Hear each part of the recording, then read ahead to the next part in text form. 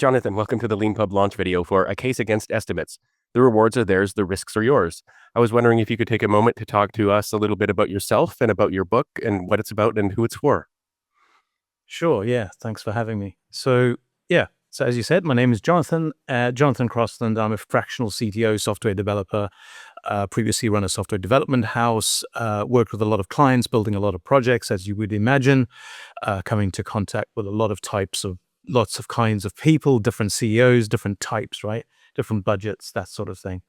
The book really came about with just this one thought, which is how hard are we really looking at ourselves? How hard are we looking at estimates? How hard are we looking at project management in general? I think it's the programmer in me, perhaps looking for the base class or something like that. What is the fundamental? What's the axioms? What are the things underneath it all? Right? What are we really looking for? And I wasn't the first to come up with the conclusion that perhaps we are swayed by the illusion of control. Perhaps we are swayed by there are some people that get in the car and they're making a trip from Southampton to Scotland and they got to plan it all. They have to plan it all. And there are others that wing it. And I think life is somewhere in between.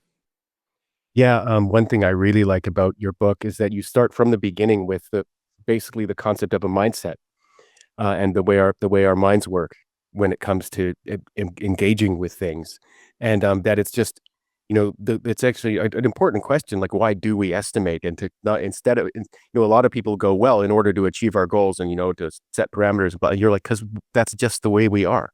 We're hardwired to estimate. We are. And one of the example is the child says, are we there yet? Right? Cliche. It's just part of us. And what's also part of us is humanity's positivity. What's also part of us is how we forget. We forget past experiences. We remember highlight reels. We forget the problems that we faced and those little things. I've seen it all the time, right? Developers come to me. I had small teams, different teams building different things. The lead would come to me and say, yeah, we're about 3 weeks behind, but because of this and this, but we'll get on track now. We're going to work overtime. And I was always one for not wanting the guys to work overtime. And so therefore I would always peer more in. But a lot of companies are not that phased. So, if you work overtime, you work overtime. If they don't pay for it, even the better. But in that, I noticed that people would confabulate. They would sort of justify. They would remember that conversation we had. It was this and that. And well, that's not how I remember it.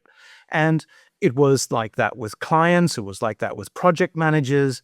We're very narrow focused, right? We just are. We forget, and we're very positive. Yeah, and I just find it when I saw your book appear on Leanpub, I love the title. I mean, A Case Against Estimates. And I'm going to ask you for yours in just a second, your brief case against estimates, just to formulate it. But I mean, I remember one time I first sort of started thinking about this kind of thing was I was looking at like a report from, one of the, you know, four-letter consultancies or whatever, and it's like the publishing industry is going to grow by a CAGR of 2.25% in the next 3 years. It's like, oh, 2.25, eh? Not 2.24, not 2.26, 2.25.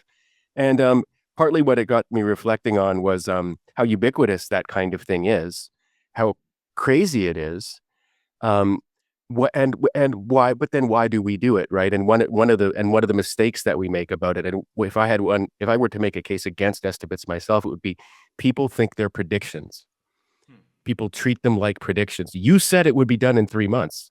And if you say to that, the person who adopts that tone of voice and that attitude, I estimated 3 months, they'll act like you tricked them or you lied or you're being evasive. And that would be my case against estimates, is that people always think they're predictions, and they think that you said it was a prediction, as you say, the highlight reel, the making it up, what happened in the past. So what's your case against estimates, and what do you mean by that? Yeah. So number one, project managers are not going to care about this book, right? And they will fight it tooth and nail because we have vested interest in what we learn, how we learn. We all go through that, right? So how you were introduced to your topic, your domain, who taught you, what they taught you, it's ingrained, and we learn and we think that we're agile and our minds change, but that's not true. Now, my biggest case against estimates is how systemic things, bad things, can become normalized. So if we just take any concept whatsoever, in life, in human history, we can go back to history, some terrible things, right, in history, and how evil is normalized.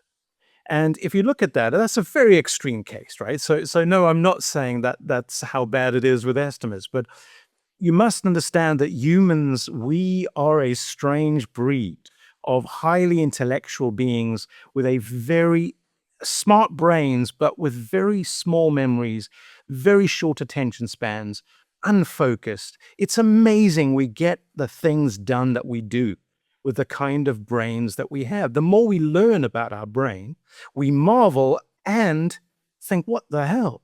How do we accomplish anything? If you just take the eyes, you take the illusions that the things that we think we see, right? An old granny on the other side of the road says, it's him. He was wearing a gray jumper. And it's not. He was wearing an orange turtleneck, right? And you've seen it again and again. And I think my biggest case is how systemic things, wrongs, inaccuracies, just become part and parcel of how we operate. And so there's a famous thing, I forget who says, it might have been Aurelius or something, that says, if the majority believe it, then it's probably wrong, right? It's just like, or at least you're thinking with inside the box, and things need change thinking outside the box. So for me, it's a natural thing to just question everything. But I think a lot of people don't want to question it. And that systemicness is my case, right? The fact that it is just so prevalent is almost a reason to question it, right? Because nothing is true. Everything needs balance. Yeah, that's very well said, Jonathan. And I recommend the book to anyone who's interested in that approach to ideas, and in particular this idea, which is so important for project management, for producing products and working with teams, but also for basically everything we do in our life, from driving a car on a vacation to producing amazing software. So the book is a case against estimates. The rewards are theirs, the risks are yours. Thank you very much, Jonathan, for taking the time to do this launch video with us. My pleasure. Thank you very much.